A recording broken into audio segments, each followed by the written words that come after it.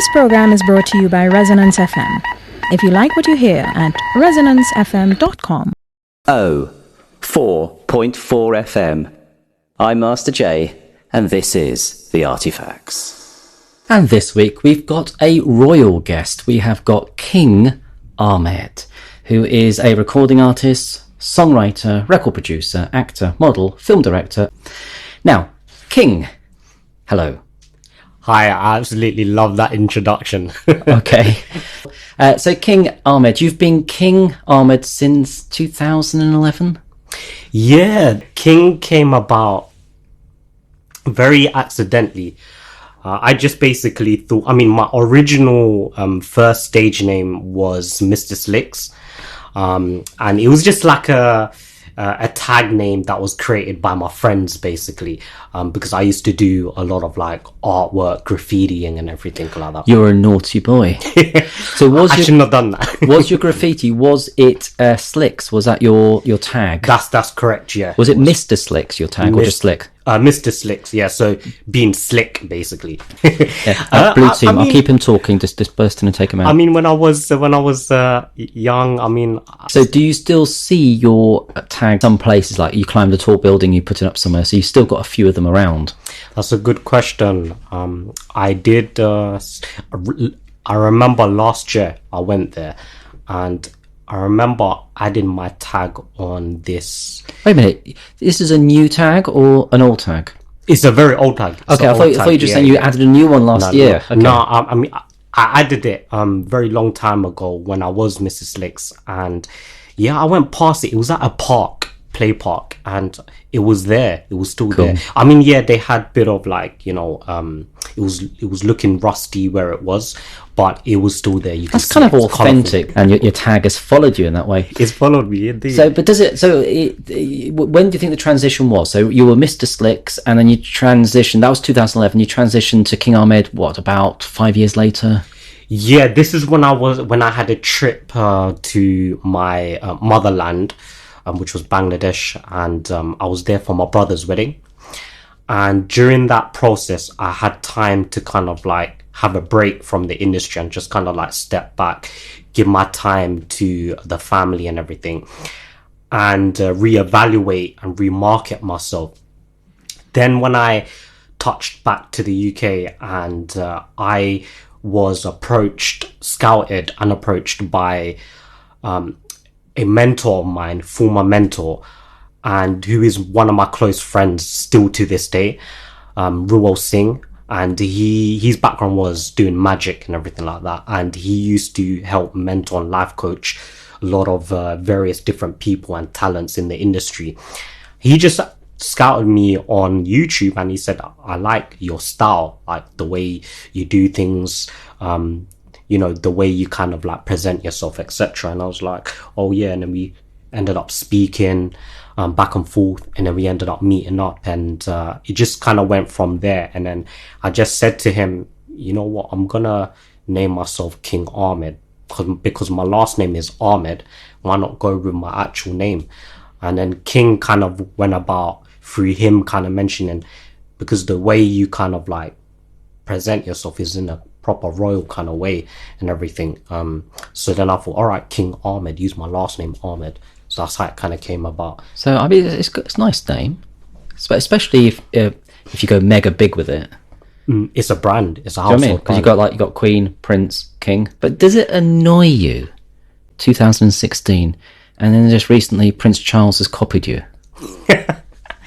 Yeah, I looked at that and I thought, well, I'm glad I inspired him in some way. It's nice. Yeah, you've done your bit. I indeed did 100%. So Ahmed means praiseworthy or commendable.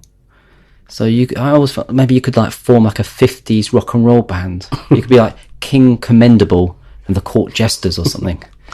So, because I love what names meaning something, and a lot of Bangladesh names from that area, they always mean something. Always mean something quite inspiring as well.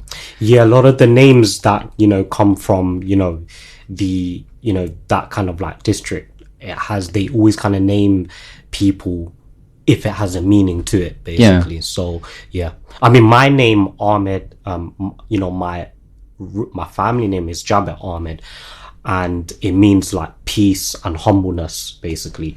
Because Syed means noble. Noble, yeah. So, noble. yeah. Whereas in England, they have names like Gaz.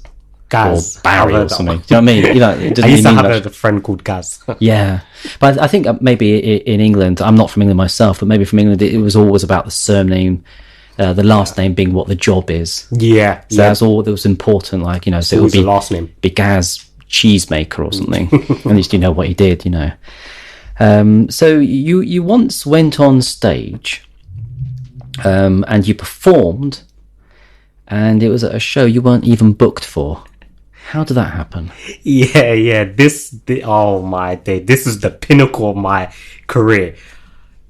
It's like, I still remember, like, it keeps going back, you know, like me and my friends, you know, the team, we still talk about it because it's so funny. And, you know, I remember we got booked for this show. So let's go back a little bit. So when you say you got booked for the show, is this King Ahmed? Is this Mr. Slicks? Oh yeah, this is during the King Ahmed. Okay, so it's relatively recent. This happened during 2014. Okay, 2014, and this is when I was, you know, just kind of like stepping furthermore into my career, understanding what my sound is and who I am as a brand and everything. And we originally got booked for a show, and we was a dynamic team. So one of my friends who is an artist, he worked as, you know, his own kind of like artistry. So he done his own things, and then I did my own things in the artist side as well, in the musical side. And then we had we also had the main person who was kind of like, you know, the lead of the group and everything, you know, taking the leadership of the group and, you know, creating the ideas and stuff. So we all got booked for this show. We went there with our driver. We went and arrived at the location. As soon as we arrived there, we're greeted by the securities and we're greeted by the organizers, and they say, hey, I'm so glad you're here and everything. Come. Everyone's waiting for you and everything. Took us to the dressing room, went in the dressing room. Like, she was showing us around the place and everything. And we slowly got ready. In about 15 minutes, the announcer called our names. So we're now stepping over to the stage, to grace the stage. And but the announcer was saying your names. Yeah, okay. All our stage names and everything. So you'd given them your stage. You turned up, and they said, "Come in." And then the person said, "We're going to introduce you. How do you like to be introduced?" How do you like to be introduced? And then you've given them your stage names. Yeah, because the important part is you're not booked for this gig. Yeah, exactly. Yes. I mean, obviously, when we had a choice of how to be announced, and so we like to do things in like a movie, basically. So we said, yeah, introduce us like this, you know, say that, you know, our history and everything like that. And we just gave it to them briefly there and there. And then they did the speech and said, we're going to introduce you the wonderful King Ahmed, you know, who is a remarkable person in the industry that's done many, you know, many things in the industry, that's inspired a lot and everything, who is a true inspiration. So because I like people on a high, you know, because it gives a kind of good presence to them. So but this is the thing, I'm going to interrupt you occasionally. You can keep, I'm going to get for the whole story. But this is one of the things, a lot of people make a mistake when they're beginning, or even when they're quite experienced. They say, don't build me up too much. And the idea being is they don't want people to think too much of them and then be a letdown. But if someone else is bringing you on, the more they build you up, the better you're going to do. Absolutely. Because people can think you are great. Obviously, if you're a new act and then you know, not very strong act, they'll find you out and you're full. You know, you're not going to be great, but it gives you the best chance. Yeah. Whereas if someone just says, "Oh, this guy's, you know, probably a bit rubbish, bring them on," which a lot of acts want. A lot of acts want that, so they can sort of. There's no big build up. There's less pressure, but it's a mistake because you'll not get the reaction you will as if you're brought on as if you were a god. Yeah. I know that's a bit extreme, but you know what I mean? If people bring on saying, this person, I saw him last week, absolutely stormed it, you are going to love this person, boom, you got a chance. If they say, well, I don't know, this guy says he's all right, but doesn't look like it, you know. Anyway, continue. I mean, exactly like you said, I'm a true believer of, you know, putting things on a high and everything. I've always been taught that. And we're being introduced onto the stage and everything. I have great confidence in what I do. So I gave that confidence. And because I had a motivating people around me as well, that kind of uplifted me. And we uplifted each other as well. And because I weren't by myself, that even gave me more of a confidence, because I had, you know, my fellow teammates gracing the stage with me, you know, performing back to back together. So we're there, we come off stage, we finish our set and everything. It was only like, I'll say maximum 10-minute set we did. So we left the stage. So how many was in the audience? We had around, I'll say maximum 500 people was there. 500 people. It was a big environment. And we basically left the place, and the organizer said, thank you so much for doing this. So I said, yeah, you know, thank you for having us. We appreciate it. We're leaving now. And then the audience member wanted to basically have a picture with us. So we took a picture and everything, greeting everyone, saying hello to them. I mean, that's pretty much where I kind of felt like the king there of England. So great experience. We're leaving. Then we get a call on our phone. Our phone's ringing. And my mentor picks up, and he's answering the phone, and he put the phone on loudspeaker. The lady is saying, which is the organizer, he was speaking on the phone and saying, unfortunately, we just want to apologize that the date has been rescheduled for the show. So we're standing there for at least 3 minutes scratching our head, and then we was laughing to each other, and then we thought, did we just get booked on a wrong show, or did we turn up at a wrong show? And then we thought, we actually turned up at the wrong show and everything. And then we was laughing about it. And just having banters about it. So it was like, all right, fair enough. What's done is done. Yeah. So we moved on. Yeah, that was basically it. So the questions that come from that, question number one is, the show that you were meant to be booked for, that did not go ahead that night, that was rescheduled for a certain date in the future. Did you perform at that? We did end up. So you got basically to do like an encore. You got called. Exactly. Like, okay. Now exactly the show that you did perform at, that was basically the one that took the place of the original show, and you were not meant to be on. We was not meant to be on. There was another band that were meant to be on, but they were running late. And you took their spot. They was running really late, so we took their spot. But this is why when you turned up, they were like, "Oh, thank goodness, come in quickly. How do you want us to introduce you?" And you're saying, "Yeah, King Ahmed," and they're like, "Well, we've got Duran Duran booked. Are you sure this is Duran Duran?" Well, this is the thing where they did. Well, good thing they did. They didn't really research into it, and because we was newcomers as well. They was obviously no one's on there on the stage. They needed someone as well. That's it. But this is my question: how many's in your team? Let's say it's 4, 5. I mean, during that time, there was only 3 of us. 3 of you. So, how much equipment do you bring into that environment? Are you bringing anything in, or was it just your voices? And it was just our voices and just a USB. Okay, that's what I was going to say. Because if you had instruments, it'd be a lot more easy to presume you were the band that's running late. If you're waiting for a band and then someone turns up with a mixing desk and stuff, you're like, okay, that must be them. But you're there with a little pen drive. Well, you could have been the IT people. Then put you on stage. Well, that's the thing, because what actually made it kind of like what covered up the situation was that because we looked like them and we sounded exactly like them, and then the bonus was it was 3 of them and 3 of us. So that just kind of like did it for us. Was it the Black Eyed Peas? It was like, because we was a very versatile group, so we was like a dynamic trio. We did so many different things, and they did so many different things, so it kind of matched. So that's kind of what sold it to them. My question to you now is the missed opportunity here. Surely at that stage, what you do is you stop doing any promotion, you don't do any work at all, you just find out wherever they're playing and turn up 10 minutes before them. Yeah, they can do the work for us. And we just sit back. That's it. And they may even like that. Maybe like, oh, okay, we can just like... Yeah, exactly. It's like the ABBA avatars. Oh yeah. So you're basically doing the tour for them. Yes. Yeah, because they Akon did something similar to that. He had a brother, and he was a twin brother of his, and they used to perform on different shows. His brother used to perform at one show, and Akon used to perform at one show. So they was getting the double amount of eyes. Yes, yeah, yeah. There's been a few DJs who wear head garments that don't always actually go and do their shows. No, they don't. So makes you think, does Marshmallow do that?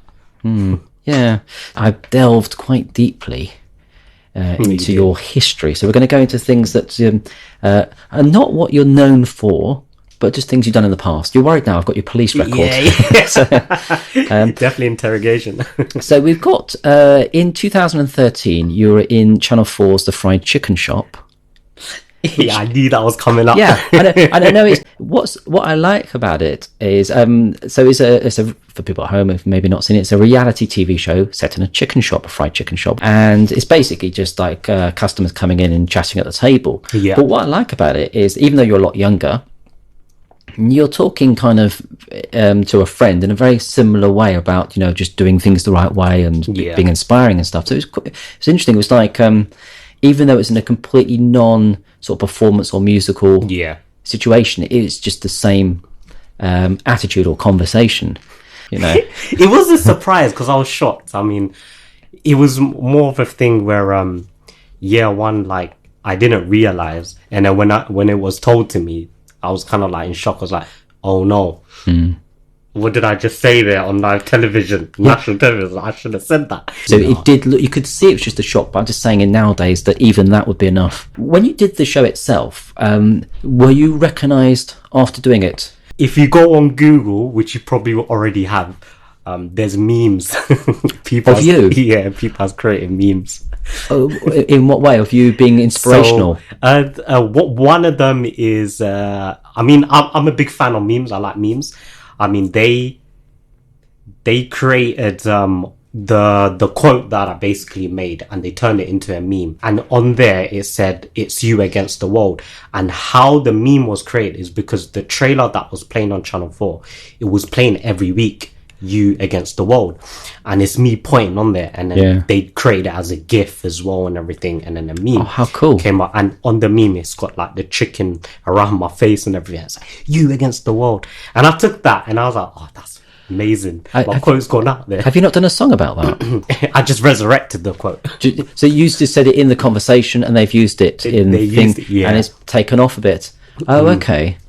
Oh, it's a shame. That would have been a good little. I mean, it's still flying around on there somewhere. That's the internet viewers. Be there forever. Yeah, exactly. Gonna outlive all of us, isn't it? We touched on Mr. Slicks before. Was it more? Yeah, than that what you was do now? more of a street kind of like thing. The street culture, the graffiti culture. So that's where it kind of like came from. In my school days when I was a teenager. And yeah, that's basically where it came from. That kind of culture, the hip culture, as you would say. So that's where it kind of was born. And then that's when I kind of thought, all right, I'm going to take this seriously. I'm good at it. I'm going to take it professionally. And then that's when I kind of like rechanged everything, redeveloped myself. So it's almost like Mr. Slicks is like the teenager kind of growing up, and then the King Ahmed is the the sort of not just doing it for fun, just realizing that this is a real thing. It's actually working. So you said in an interview in 2014 you were beginning to establish yourself as an actor. Now, acting is incredibly hard to break into, but when we look at the list of things that you do, recording artist, songwriter, record producer, actor, model, film director, and I'm sure many other things, do you feel like you never really have enough time to actually really focus on, because for acting you've got to do so much work, that it needs someone that's only doing that. I mean, I remember the advice I was given was, if you can see yourself doing anything else, do that rather than acting, because it's just so much. You think of all the actors have to do all these unpaid film, short films and unpaid theatre jobs to get work on their CV. Exactly. So do you feel like you've given acting a fair chance, or do you think you just don't have the time for it because of all your other commitments? Well, the thing is with acting, I didn't choose it. basically. It kind of came in by accident, mistakenly. And what it was, because obviously I do the performance stuff already, it was naturally in me. And, you know, I'm doing shows and I'm doing the music videos as well and everything. And the way kind of like musically present myself. And that's when I kind of like ended up going into like being called, hey, we want to feature you because we know you do music, but we also want to feature you in, you know, commercial TV commercials, get you involved on London Fashion Week, the runway walks, Vogue magazine, and then the modeling, because the acting was the most last resort option for me, basically, which wasn't decided. It was more of the route where music started, then the modeling came, then that's when the Well, what I mean is, came. imagine you got rid of all of those other things and all you were doing was acting. You would have, because you're very focused, you know, you're going to do something, you're going to do it. Yeah. You would have gone, by this stage, you would have done so much more acting. And because one of the hardest things for acting was like, let's say I'm doing commercials, which I did for about a year or so. You're going for 3-4 auditions a day. It's just a cattle call. You have to keep doing that because it's not really about how you act. It's just how you look against the other, you know, properties, the other kind of what the product is and what the other people in the adverts are. And to have the time to do that, you've got to be so focused on it. Very. I mean, you're very castable, but I can't imagine you have the time to go for 2-3 castings a day. You know what? You're right. To be seen. Very time consuming. And I mean, I have an agent and she's a very lovely woman. The way she teaches a lot of the up and coming actors like myself, putting them through auditions and everything, and she's putting them through a lot of difficult auditions as well. You know, she likes to put you into the deep end. That's what I liked about her. Yeah, I wasn't kind of like, I was still developing myself as an actor and everything. I wasn't that ready, but I still had the confidence to kind of like, or I can do this. Let me do this. Well, that's the thing, like you say, because if you're performing on stage, doing like the music side of it, the performance side of it, there is the communication of the emotion that you're doing. Yeah. So you are, I mean, that is acting or training for acting for other roles as well. You know, it's just having the, you know, the idea of how to kind of transform that to what they want from their performance when you walk into the room. Because I was very close to getting a moving deal, but I basically declined it. And that's when I had a conversation with my agent, because things started kind of like turning into so many castings. Casting directors like what you're doing, phone calls coming in. Then I had to kind of like slow things down with the castings. And she gave me a casting for Disney. She said, oh, can you do music? It was a musical Disney, you know, very similar to Glee, High School Musical type of vibe. Yeah. So she knew where my background was, and she said, can you do this? And the character's name was Banerjee. And Banerjee is a guy from India, and he's traveled to America to live the American life, the American dream and everything as a Broadway actor. So that was the character that they gave me. I did it a few times, and then I just thought to myself, this isn't me. Like, I'm not really too fond of like the Disney now. When I was young, I really liked Disney, but now it's like I'm not really too fond of it. Like, my love for it has gone. And then I just had a word with my agent. I said, I don't want to take this role. Because, I mean, everything was okay. They was going to fly me to America. They was going to do everything. Have me do the auditions in front of the directors. Because at that time, it was during pandemic. Oh, gosh. So we had to do it through Zoom and everything. So it was a lot of audition tapes. Which made it better for me because I prefer audition tapes. So... yeah, I basically declined it, and then the role went to someone else, basically. And then that's when I said, I need to get roles that's more like myself, and or write them yourself. Or write them myself, exactly. Especially with your friend Rahul Singh. Yeah. There's a lot of people that he knows and you know that make films, and you can make. Oh films, yeah. you know what I mean? So many creative filmmakers out there. Just need one film to get, like a short film is really good to get an award, and that's your career off. It's happening, yeah. So I'm going to have to thank you for coming into the studio. Pleasure. Thank you everyone at Resonance for all their hard work to make these shows possible, And more than anyone, thank you at home for listening. Have a great week, and we'll see you again